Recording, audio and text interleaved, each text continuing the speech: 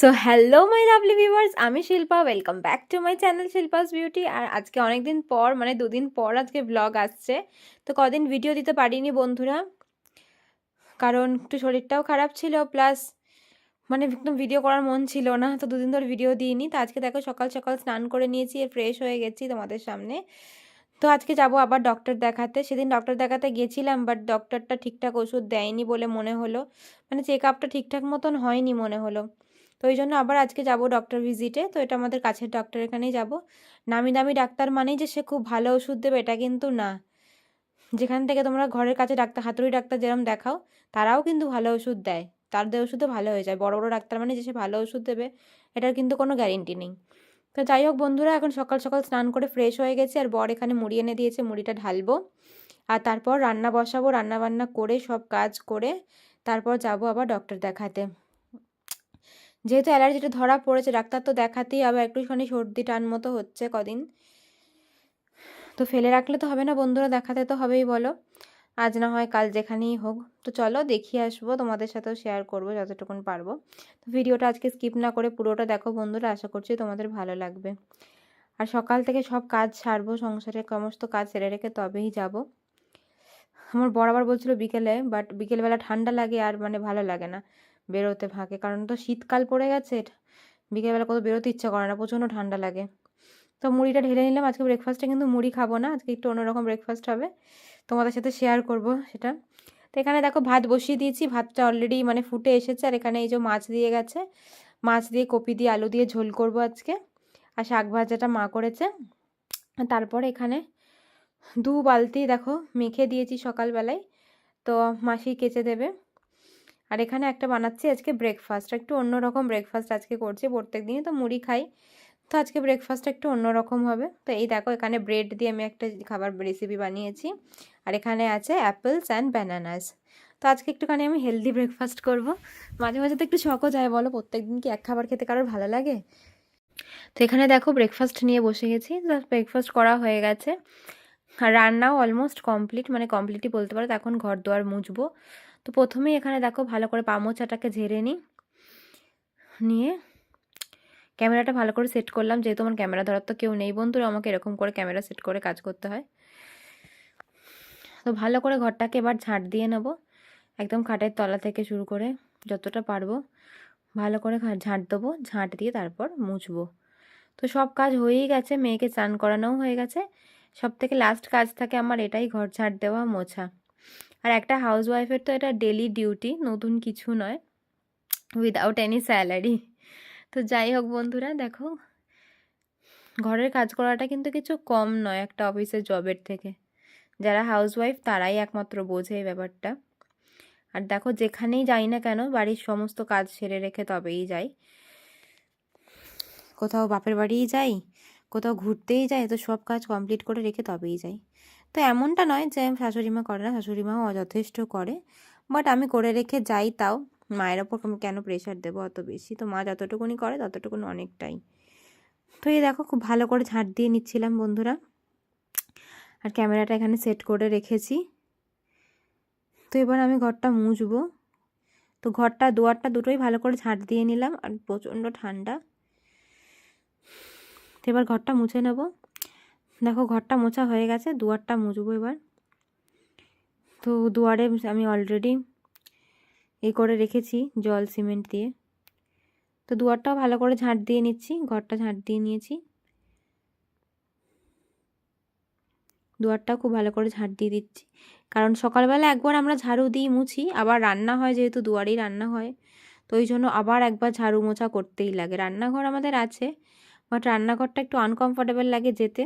তো এখন আমরা এখানেই করে করে আমি অভ্যস্ত হয়ে গেছি। তো ওই জন্য বন্ধুরা এখানেই রান্নাটা করি। আর রান্না করলে তো জানো একটু ঘর দুয়ার নোংরা হবেই, তো ওই জন্য আর একবার ঘরটা ঝাঁট দিয়ে মুছে নিই। তো এখানে খুব ভালোভাবে ঝাঁট দিয়ে নিলাম দেখো। আর সব ময়লাগুলো এক সাইডে জড়ো করে দিয়েছে। আর এখানে দু বালতি কেচে রেখে দিয়ে গেছে, এটা মিলতে যাব ঘরটা মুছে নেওয়ার পর। তো চলো বন্ধুরা এবার ঘরটা মুছবো। তার আগে একটু ফিনাইল জল দিয়ে আমি তারপর ঘর মুছি। তো তো সকাল থেকে যতই কাজ করি মনে হয় তাও কম, কাজ যেন শেষ আর হতে চায় না সত্যি বন্ধুরা। তো চলো ঘরটা ভালো করে মুছে নিই।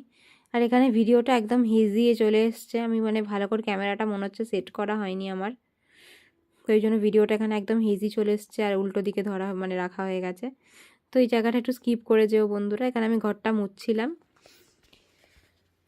আর ক্যামেরাটা কোনো রকমে সেট করেছি, নিজেও ভালো করে বুঝতে পারিনি যে ক্যামেরাটা মানে হেজি হয়ে গেছে এরকম। তো যাই হোক, এখানে ভালো করে ঘর মুছে নিচ্ছিলাম বন্ধুরা, আর মা এখানে এসে গল্প করছিল দেখো। আর ক্যামেরাটা একদম হেজি হয়ে গেছে, এটা আমারই ভুল, ক্যামেরাটা ভালো করে সেট করতে পারিনি। খুব তাড়াতাড়ি একটা আমাকে স্ট্যান্ড নিতে হবে বন্ধুরা, ক্যামেরা স্ট্যান্ড না হলে ভ্লগ বানানো প্রচণ্ড প্রবলেমেটিক। আর ক্যামেরা মানে ধরার মতন কেউ নেই। তো খুব ভালো করে এখানে ঘরটা মুছে নিচ্ছিলাম দেখো।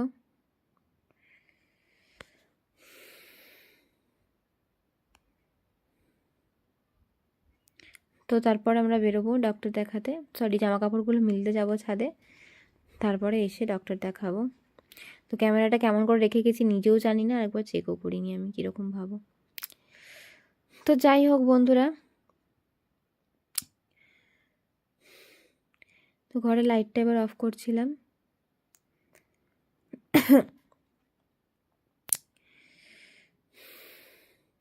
দিয়ে এবার যাবো ছাদে জামা কাপড়গুলো মিলতে। তো এখন চলে এসেছি ছাদে আর হাঁপিয়ে গেছি দেখো, 2 বালতি চাগিয়ে আনতে, জাস্ট হাঁপিয়ে গেছি আমি। তো এখন সব ছাদে জামা কাপড়গুলো ধারে ধারে সব মিলে দেব, তারপর তোমাদের সাথে দেখা করছি বন্ধুরা। তো এখন চলে এসেছি জামা কাপড় মেলে ভাত বাড়তে। তো এখানে শ্বশুর প্লাস আমাদের দোকানে যে কাজ করে কর্মচারী, তার দুজনেরই ভাত বাড়বো। তো সেও মানে বাইরে খায় না, তো তিনি একটুখানি মানে বয়স্ক লোক, তো আমাদের বাড়ির খাবারই খান। তো এখানে আমি ভাত বাড়ছি বন্ধুরা, এখানে শ্বশুরেরও ভাত দেবো প্লাস ওই আঙ্কেলটারও ভাত দিয়ে দেবো। আর আজকে তেমন কিছু রান্না হয়নি, ভাত হয়েছে। আর কী হয়েছে তোমাদেরকে দেখিয়ে দিচ্ছি আমি। তো এই দেখো এখানে যতটা ভাত দিয়েছি আর ওই আঙ্কেলকেও ততটাই ভাত দেবো, বাস একটু কম, কারণ একটু কমই খান আর কম দিতে বলেছেন। আমি অনেক বেশি বেশি দিয়ে দিচ্ছিলাম কদিন। তো এখানেও ভাত দিয়ে দিচ্ছি। আর কী রান্না করেছি তোমাদেরকে দেখিয়ে দিচ্ছি বন্ধুরা।